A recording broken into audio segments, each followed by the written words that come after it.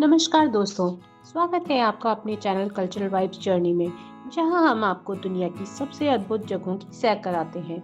आज हम आपको लेकर चलेंगे एक ऐसी धरती पर जिसे पश्चिमी सभ्यता का जन्म स्थल, जी हाँ, ग्रीस कहा जाता है। इस वीडियो में हम जानेंगे ग्रीस घूमने की पूरी डिटेल्स, यात्रा की योजना, budgets, visa, flights, where to stay, cuisines, shopping और प्लेसेस ऑफ अट्रैक्शंस और डे वाइज आइटनरी का प्लानिंग भी। वीडियो को अंत तक ज़रूर देखिए ताकि आप अपनी ग्रीस की यात्रा को यादगार बना सकें। चलिए शुरुआत करते हैं अपने वीडियो की। ग्रीस, जिसे हेलेनिक रिपब्लिक भी कहा जाता है, यूरोप के दक्षिण पूर्व में स्थित एक ऐतिहासिक और खूबसूरत देश है जिसे पश्चिमी सभ्यता का जन्म स्थान माना जाता है। इसकी राजधानी एथेंस है और यह प्राचीन सभ्यता, वास्तुकला और 6000 द्वीपों के लिए काफी प्रसिद्ध है, जिनमें की सेंटोरिनी, माइकोनोस और क्रेट प्रमुख हैं। ग्रीस में भूमध्य सागरीय जलवायु है और यहाँ का प्रमुख धर्म ग्रीक ऑर्थोडॉक्स ईसाई हैं। ग्रीस का अर्थव्यवस्था पर्यटन, शॉपिंग, शिपिंग और कृषि पर आधारित है और यहाँ की संस्कृति में प्राचीन और आधुनिक सभ्यता का अद्भुत संगम देखने के लिए मिलता है। एक्रोपोलिस, पार्थेनोन और मेटेओरा जैसे स्थल इसे पर्यटकों के लिए एक आकर्षक डेस्टिनेशन बनाते हैं। चलिए जानते हैं कि ग्रीस की यात्रा की योजना आप कैसे बनाएं। भारतीय नागरिकों के लिए ग्रीस एक शेंगेन वीज़ा के तहत आता है। तो वीज़ा के लिए आपको आवश्यक दस्तावेजों की जो जरूरत पड़ेगी उनमें से है वैध पासपोर्ट, जिसमें कि कम से कम 6 महीने की वैधता होनी आवश्यक है, वीज़ा का फॉर्म, एक पासपोर्ट साइज फोटोज, यात्रा बीमा, होटल्स और फ्लाइट्स की बुकिंग और बैंक स्टेटमेंट जिसमें कि पिछले 6 महीनों का ब्यौरा हो। वीज़ा का शुल्क लगभग 6,500 से 7,000 प्रति व्यक्ति के हिसाब से हो सकता है और इसकी प्रक्रिया में कम से कम 15 से 20 दिन लग सकते हैं। चलिए जानते हैं कि आप अपने ग्रीस जाने के बजट की प्लानिंग कैसे करें। फ्लाइट्स का रिटर्न टिकट्स अगर आप बात करें तो 40,000 से 70,000 दिल्ली या मुंबई से डायरेक्ट एथेंस की फ्लाइट के हो सकते हैं। एकोमोडेशन की अगर बात करें तो बजट होटल्स आपके 2,500 से 4,000 प्रति रात तक के आ सकते हैं और अगर मिड रेंज होटल अगर आप ऑप्शंस में चूज करते हैं तो 5,000 से 8,000 प्रति रात तक का खर्चा आपका आ सकता है। फूड की अगर हम बात करें तो डेली बेसिस पर 1500 से 2,500 तक का आपका खर्चा हो सकता है। लोकल ट्रांसपोर्ट की बात करें तो 1000 से 1500 प्रतिदिन के हिसाब से आपका खर्चा हो सकता है। एंट्री टिकट्स अट्रैक्शंस की अगर हम बात करें तो 500 से 2,000 जगह के हिसाब से आपका खर्चा हो सकता है। यानी कि ग्रीस की कंप्लीट 7 दिनों की यात्रा का लगभग अगर हम बजट बनाते हैं तो आपका खर्चा लगभग 1,20,000 से 1,50,000 प्रति व्यक्ति के हिसाब से हो सकता है। चलिए जानते हैं ग्रीस आप कैसे पहुँचे। एथेंस के लिए आप डायरेक्ट फ्लाइट्स दिल्ली या मुंबई या मेजर डेस्टिनेशन से ले सकते हैं। मेजर जो एयरलाइंस हैं वो है एमिरेट्स, कतर एयरवेज, लुफ्तांसा और टर्किश एयरलाइंस। उड़ान का समय लगभग 9 से 12 घंटे के लिए हो सकता है। चलिए बढ़ते हैं कुछ places of attractions in Greece की तरफ। ग्रीस की राजधानी एथेंस है जिसे प्राचीन इतिहास और आधुनिक जीवन शैली का एक संगम माना जाता है। एक्रोपोलिस, यह एक पहाड़ी पर स्थित प्राचीन गढ़ है जिसमें पार्थेनोन और अन्य मंदिर शामिल हैं। पार्थेनोन देवी एथना को समर्पित है। यह मंदिर ग्रीक वास्तुकला का एक अद्भुत उदाहरण है। एग्रोपोलिस और प्लाका, एथेंस के पुराने इलाके छोटे कैफे, बाजार और पारंपरिक गलियों के लिए प्रसिद्ध हैं। सैंटोरिनी, यह द्वीप अपने सफेद घरों और नीले गुंबद वाले चर्चों के लिए दुनिया भर में जाना जाता है। ओया, यहाँ के सूर्यास्त का दृश्य दुनिया का सबसे खूबसूरत माना जाता है। फीरा, सैंटोरिनी की राजधानी है जहाँ समुद्र तटों और छोटे छोटे कैफेज का आनंद लिया जा सकता है। रेड बीच, ज्वालामुखियों, चट्टानों और लाल रेत वाला यह अनोखा समुद्र तट पर्यटकों को बहुत आकर्षित करता है। माइकोनॉस, माइकोनॉस अपनी नाइट लाइफ और खूबसूरत समुद्र तटों के लिए जाना जाता है। माइकोनॉस टाउन, यहाँ सफ़ेद और नीले रंग के घर, पतली पतली गलियाँ और छोटी दुकानों का आकर्षण देखने के लिए मिलता है। विंडमिल्स, माइकोनॉस के ऐतिहासिक प्रतीक जो सूर्यास्त के समय बेहद खूबसूरत लगते हैं। पैराडाइज बीच, यह बीच नाइट लाइफ और पार्टीज के लिए काफ़ी फेमस है। मेटियोरा, यह स्थान ऊंची चट्टानों पर बने मठों के लिए प्रसिद्ध है। मोनेस्ट्रीज, ये मठ अद्भुत वास्तुकला के साथ शांति और आध्यात्मिकता का अनुभव प्रदान करते हैं। हाइकिंग ट्रेल्स, मेटेओरा की खूबसूरत घाटियों और चट्टानों के बीच ट्रैकिंग का मजा लिया जा सकता है। क्रेट, ग्रीस का सबसे बड़ा द्वीप क्रेट अपने खूबसूरत समुद्र तटों और प्राचीन खंडरों के लिए प्रसिद्ध है।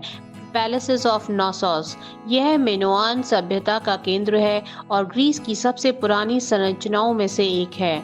एलाफोनसी बीच, इसका गुलाबी रेत वाला समुद्र तट पर्यटकों को बहुत आकर्षित करता है। समरिया गॉर्ज, हाइकिंग के शौकीनों के लिए यह एक परफेक्ट डेस्टिनेशन है। कोरफू, ग्रीस का यह द्वीप अपनी प्राकृतिक सुंदरता और इतालवी प्रभाव के लिए प्रसिद्ध है। ओल्ड टाउन, यहाँ की गलियां और पुरानी इमारतें यूनेस्को की विश्व धरोहरों में शामिल हैं। पेलियो कैस्ट्रिस्टा, यह स्थान अपने शांत समुद्र तटों और मठ के लिए जाना जाता है। रोड्स, यह द्वीप अपने ऐतिहासिक किलों और मध्यकालीन शहरों के लिए प्रसिद्ध है।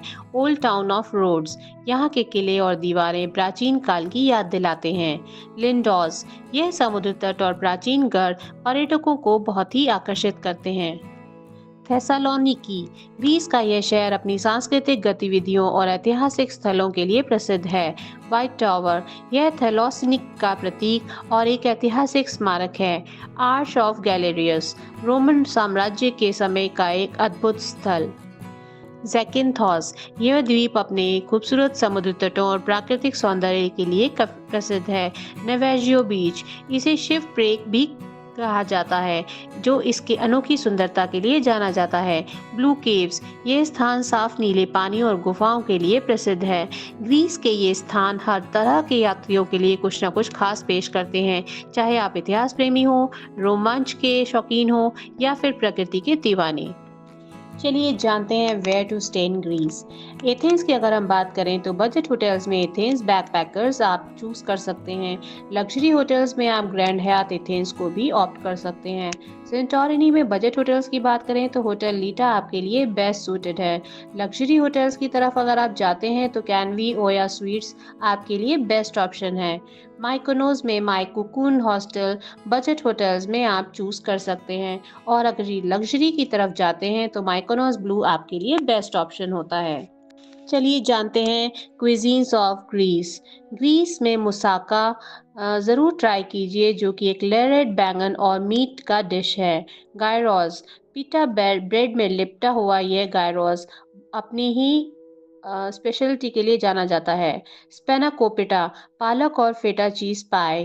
ग्रीक सैलेड ताज़ा और हेल्दी होता है। चलिए बात करते हैं flora and fauna of Greece. Greece में जानवरों की विभिन्न प्रजातियां निवास करती हैं। लैंड एनिमल्स की बात करें तो ब्राउन बियर ग्रीस के उत्तरी पहाड़ी क्षेत्रों में भालू पाए जाते हैं। वोल्स, ये भी पहाड़ी इलाकों में देखे जा सकते हैं। वाइल्ड कैट, जंगली बिल्लियां ग्रीस के जंगलों में दुर्लभ रूप से पाई जाती हैं। बैट्स, ग्रीस की गुफाओं में चमगादड़ों की कई प्रजातियां रहती हैं। मरीन लाइफ में आप डॉल्फिन, सी टर्टल्स, व्हेल्स और ऑक्टोपस और मछलियां देख सकते हैं। व्हेल स्पीशीज की बात करें तो कैरिकाइल टर्टल और मॉन्क सील ग्रीस के समुद्री जीवन की विशेषताएं हैं। ईस्टर यहाँ का सबसे महत्वपूर्ण धार्मिक त्योहार है। सेटाकी ग्रीस का सबसे प्रसिद्ध लोक नृत्य है। कैलामेटिनो और सपिको जैसे नृत्य त्योहारों में किए जाते हैं।